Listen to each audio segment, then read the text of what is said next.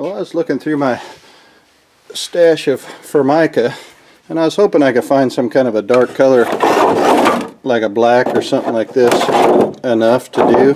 Thought that'd look pretty good. I know most of the stuff's pretty dated stuff. I got this stuff at an auction years ago. A bunch of, well, some of it I did, and then some of it, like this one in this black color, and some of these others. I did, you know, some jobs that I had done, built some cabinets for some people and some countertops and stuff. So anyway, but when I was digging in there, I found this right here, which isn't anything like what I was thinking, but I thought, you know what, I'm going to be playing retro games, man. This is some retro Formica right here, green, and I think I'm just going to put the yellow. We've got a big piece of yellow, but do that yellow. I'm just going to cut a piece off and put that on the edge of our top, and then the rest of it I think will be green. I think it'll be funny. Anyway, that's what we're going to do, I think. So I think we'll cut this up. All right, our top is 16 inches, so we'll cut our Formica at about 17 inches.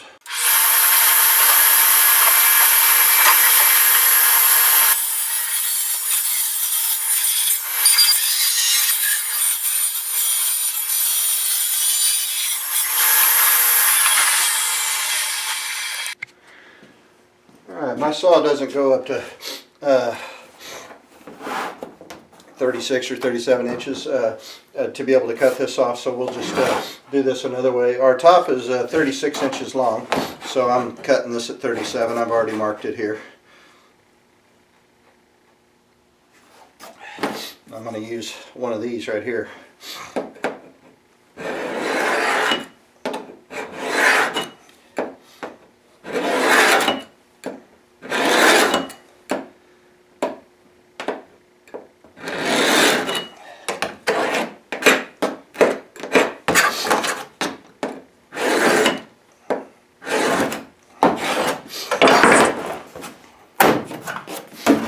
Cuts it pretty good too. You can use like a box knife to utility knife or whatever, but these work pretty good. I like it with the hook on it like that.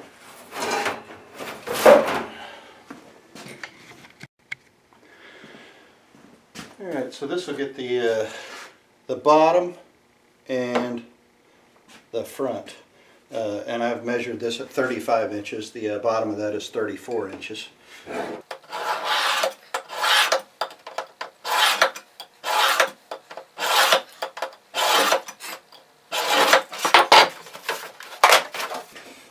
Probably have to cut another longer piece. Well, I know I will. Longer piece for the back of it.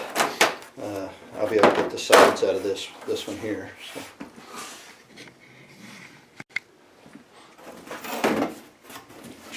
All right, we'll cut this one right at 13 inches. Like I said, that'll get our bottom and front.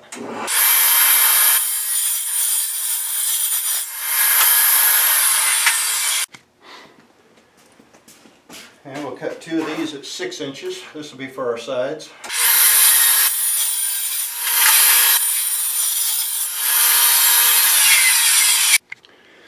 And I need one more piece for the back, and we'll get it out of this nasty piece here. So again, 35 inches I've measured.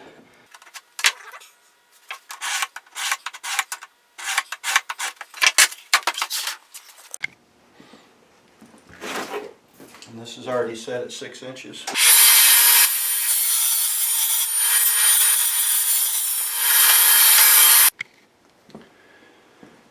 Well, I screwed up just a little bit. My piece of yellow that I was going to cut, I was going to do it around the whole edge, and I was going to start it back here, come all the way around, and then back around again and have one seam in the back here. But it's not long enough to do that. I didn't measure it first. I should have. So it's going to force me to do something a little different, and I'm not real sure what yet. But anyway, I've got an idea. We'll see what we're going to do. All right, I've set this to 3/4 of an inch. Our top is about 5/8 of an inch, I think it is. So that'll give us enough.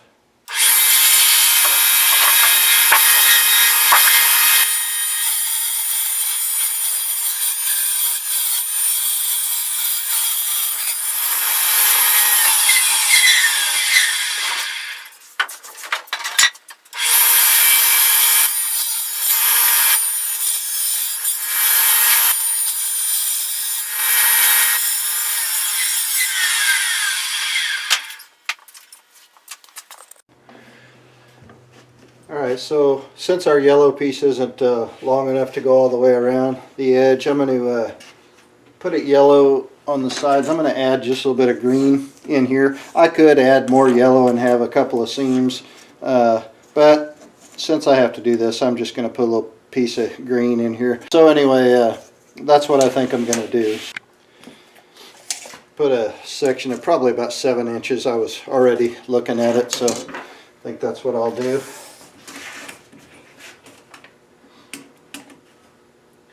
So that's 14 inches about in there. I just want to get it kind of centered in the side here. So like I said, 7 inches, so that'll be 3.5, 10.5. Same here.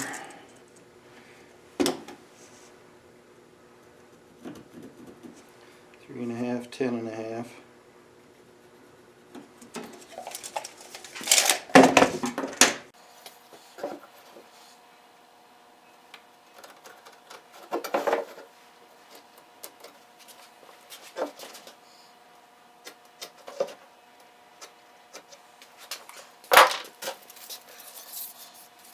See if I can get a fairly accurate measurement on this.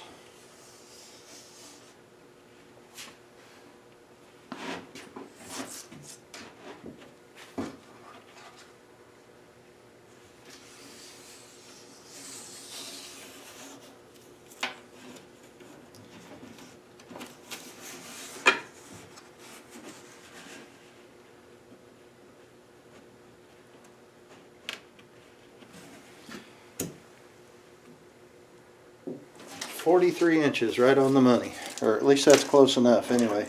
So I'm going to cut these down to 7 inches.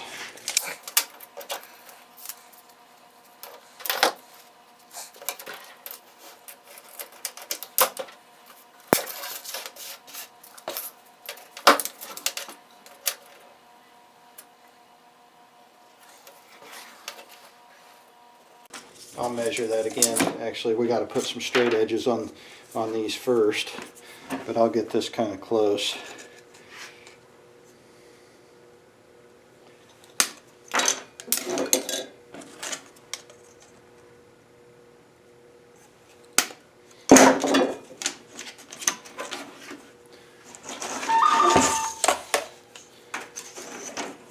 And we'll put a straight edge on this before we cut it to 43 inches because they have to have a straight edge too.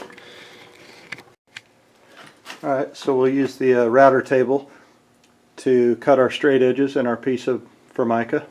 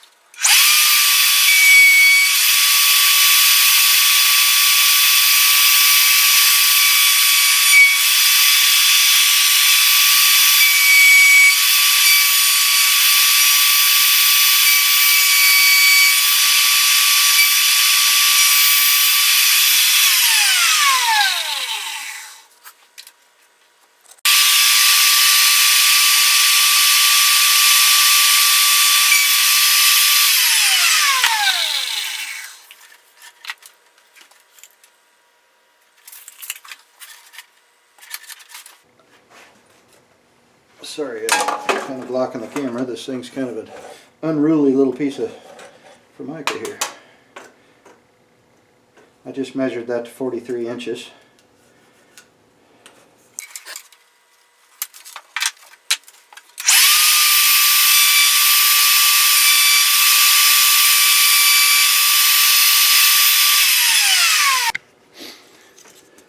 Anyway, you just take this with a file and kind of hit that. You can, I don't know if you can kind of see, it's got a little bit of a burr on the, or you know, some fuzz, I guess I should say, on the back of that. So you just have to kind of clean that off so it sits on your wood nice.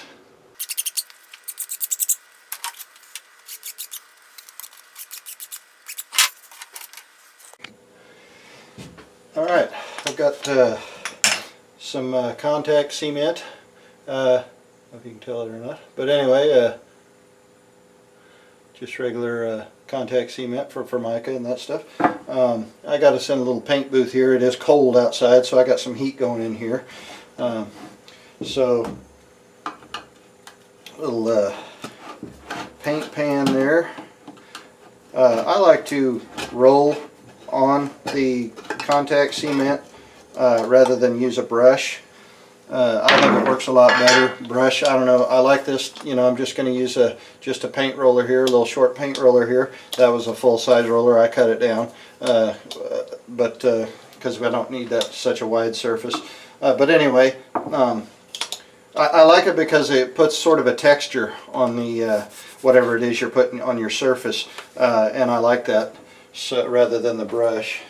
I think it holds a lot better. Put some of that in there. Shouldn't need a ton of that right now. Alright, I'm going to set this down. And I've got our edge banding here just on a piece of wood that I cleaned off, a little panel here that I cleaned off. This stuff's pretty sticky, obviously.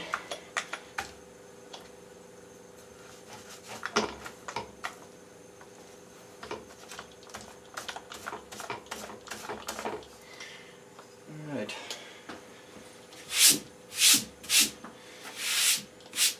Just got to make sure your surface is pretty clean. You can't have little pieces of junk in there. It'll cause it a little raised spot, especially little pieces of Formica. That stuff does not, you can't smash it down. A little piece of sawdust or something, sometimes you can smash it down, but not a piece of Formica that's chipped off. So. Oh, by the way, this piece here and this one, these are for the sides of our bottom. We're just going to do the, I'm sorry, the ends. Well, it is the sides, but the ends we're going to do first. Won't do the long parts yet. We'll just do this and then route them off, sand them down, and then we'll do the other. I could do it all at one time if I put a straight edge on each one of these, but this is just a little easier, I guess.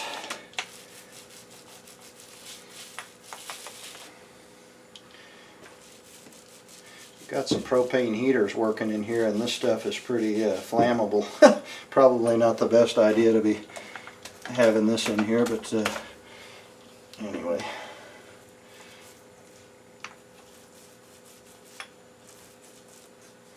Just put a finger on that.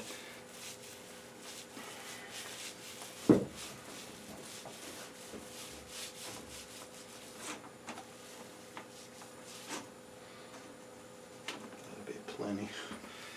Okay, I'm just going to set our panel up. Oh, that's nice. Off to the side here.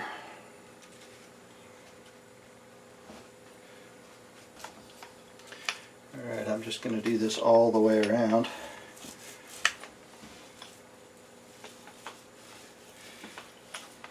Probably have to do this a couple of times to get enough on here for it to work. Especially on this particle board like that, it's so porous that it just kind of, as it dries, it sort of soaks it up. So,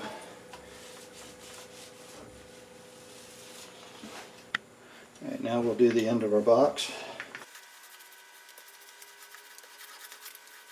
I don't know if you can see that in the camera. You see how that kind of picks that up and just sort of leaves a little texture on it, I guess. And that really helps when you're trying to adhere that. It gives it something to stick to. When I used to work in a cabinet shop, they had a spray unit. It came in 55-gallon drums, and we had a sprayer. The handle was like a automotive paint sprayer, and it sprayed it on there and just kind of spit it on there, you know, and that was really nice. A lot cleaner, always easy to do, and was always ready to go too. I tried doing it through just a cheap paint sprayer one time, but it didn't work. It just was too thick. So anyway, so now we just got to let it dry. And what we want is for it to dry just enough to where we can touch it, and it's sticky, but you don't want it to stick to your finger. You don't want it to come back off and have it on your finger. You want to be able to feel it tacky but dry, you know. And then once it's that way, then we can stick our pieces on. So we'll wait for a little bit. All right, I think we're ready to go. We've gotten it pretty dry. I did put a couple more coats on all of it, really. But anyway, we'll do the side of the box first. It's the easiest. So it's sticky, sticky but not sticking to me. So that's about what you want. Same with this. You can tell when it's not dry enough because it's shiny in those places, and you can tell it's still wet. So anyway, these are way bigger than they need to be.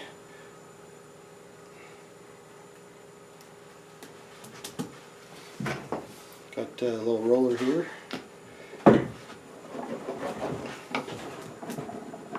Got to be careful not to roll too hard. You can come off of the edge and break your piece of plastic, your Formica. But you want to get your edges down though. You can also do this with a board or something. Just like pretend this is a board. You can just take and rub it on there. The end of a board or something. You can do the same thing. But I have this roller, so it looks good. Turn this around. Do our other one.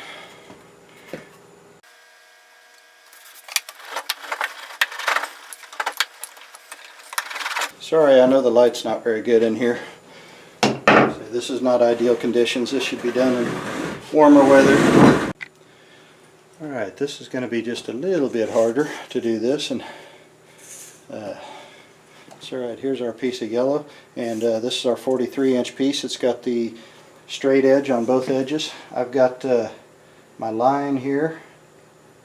Try to put that on. I'm just kind of feeling, making sure I have it pretty straight. You got to have this going straight all the way around, otherwise you're going to track off, and that would not be good.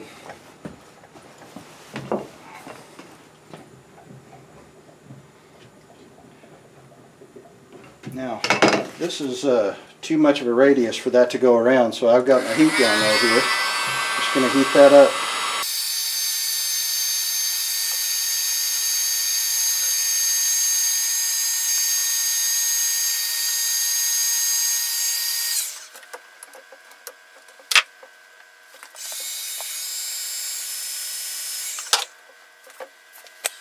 Alright, I had a little bit of a problem. My radius is pretty sharp there, and I tried to use the heat gun to soften that up and go around this radius, but I don't know if that stuff is because that stuff is so old, or it is a little thicker than a lot of Formica you find nowadays. But anyway, I couldn't quite get the bend on it that I wanted. It looked like it wanted to break on me, so I'm going to put more of a radius on there and cut this off, and so we'll try it that way and see if that works.